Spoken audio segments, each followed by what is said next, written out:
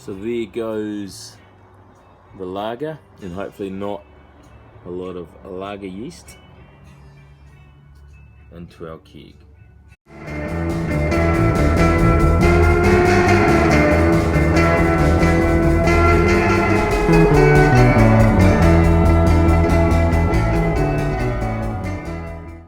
So hopefully you can hear me. I'm competing with a little bit of rain. Happy Homebrew Wednesday.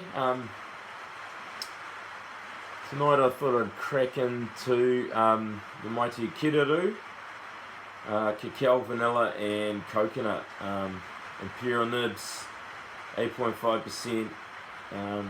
Yeah, it's an Imperial nibs. It's like a nice dark stout, and yeah, if you haven't cracked onto that yet, delicious drink on special at New World. So I'm all over that like a rash. Anyway, yeah, I'm not going to do a beer review. I don't have the chops for it yet. I'm working on it though. Anyway, it tastes delicious. It's so good.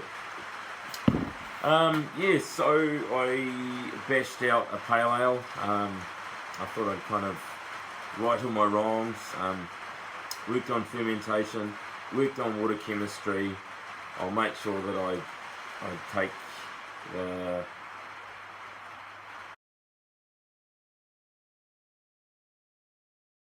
beer off the dry hops, so they're not sitting on those hops and producing the off flavours. So I reckon if I nail those three things, hopefully we'll end up with a fairly decent APA. And yeah, that's about it. Haven't sold any paintings yet, not that I know of. If I do, I'll buy some more brewing equipment.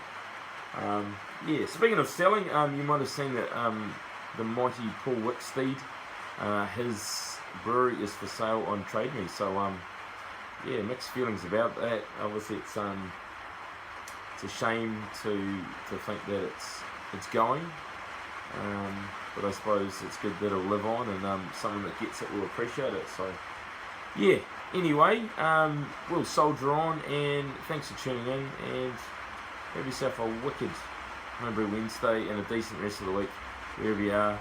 And if New Zealand, wrap up warm.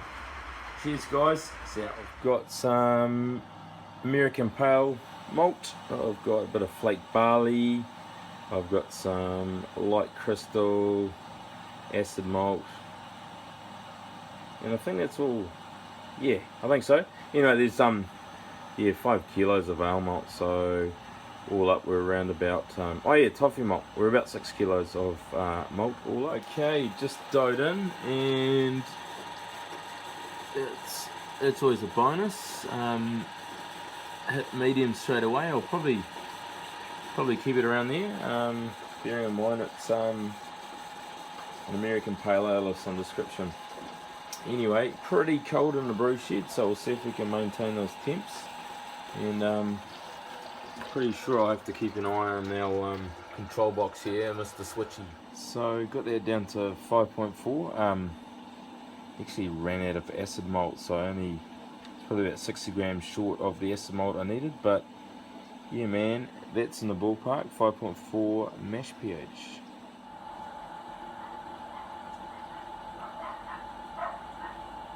While we're just mashing out, I thought I'd give this, it's pretty green. Got the Pilsner finally into a keg, and that's been lagering for a couple of weeks, so obviously it's a bit early, and that can sit in the keg for a bit longer before I really hoe into it, but tasting really good. I mean that's been in the keg today and shaken up, and it's still clearing up nicely, so happy with that. And yeah, it's not too bitter. The last lager I did was kind of a New Zealand lager, just a bit too bitter at the back end, but this bodes well. Very early, but yeah, it bodes well. Yeah. So it's been quite a cold evening in the brewery. I think it's down to about I don't know, 4 or 5 degrees outside. Maybe not that cold. It's not the South Island. Anyway, yeah, obviously having steel vessels that on a cold evening that's been driving the temperature down a bit, but yeah, managed to sort of keep around about that sort of 66, 67. And we've got a heap of American hops going in. We've got, well, it's pretty much a supercharger recipe. I've done 2 superchargers before. I've never been happy with them, probably because I drank quite a bit of it and I love it. So I've been really fussy this time. Haven't had to make too many substitutes at all.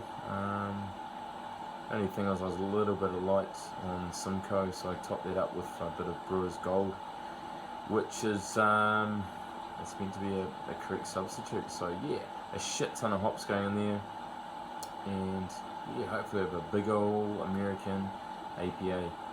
And oh yeah, I get to try out my new toy.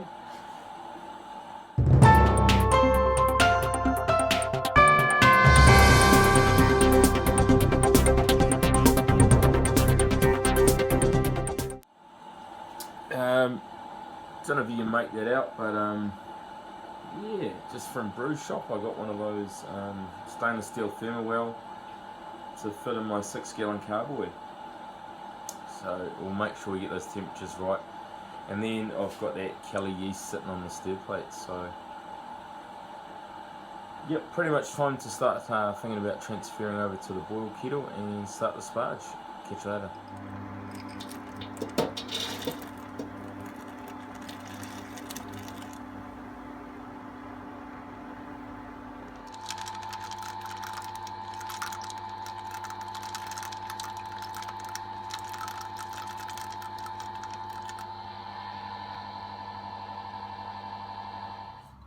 So I was going to do a yeast starter, see if that makes my APAs any better. And we've got the famous WLP001 Kelly Ale yeast. So you can dump this in, but it says for anything over, wow, for a bigger beer, might pay to do a starter there. So that's what I'm doing, a 1 litre starter. So in goes our Kelly yeast. So I've just shaken the shit out of that. I didn't get to pitch the yeast last night. So anyway, we've got our yeast starter, which is starting to krausen. So I'll probably end up decanning a bit of that. The yeast is sitting there, and she's all good to go about 21 degrees, and then we'll drop that down to 18 once the fermentation starts. So I poured off a bit of that krausen into the wort, and then got rid of most of that DME starter. And I've left the yeast, and I'm just trying to get it off the bottom and get it mixed back in, and hopefully we'll have a juicy, healthy Kelly yeast WLP001 starter. So I've fitted that thermowell and a bit of star sand to lube her up. Anyway, that thermowell, I had to drill out the bung just with a little auger bit, and seems like I've got virtually to the bottom wherever my lead runs out. Anyway, previously I've been taping it to the side of the fermenter, which could pose all sorts of discrepancies in temperature, because some of that probably has to do with the ambient temperature as opposed to the temperature inside the carboy. So hopefully that'll give us an accurate reading, and I'll have no dramas with off flavours and decent fermenter. That fermenter is fizzing beautifully, and a blow-off tube is transporting a bit of crap into our star sand bottle. So yeah, go the liquid yeast. If you haven't done it, go there, especially if you can get about, I don't know, 3 or 4 brews out of the yeast. It's quite a cost-effective way of doing things, and yeah man, obviously it's cranking.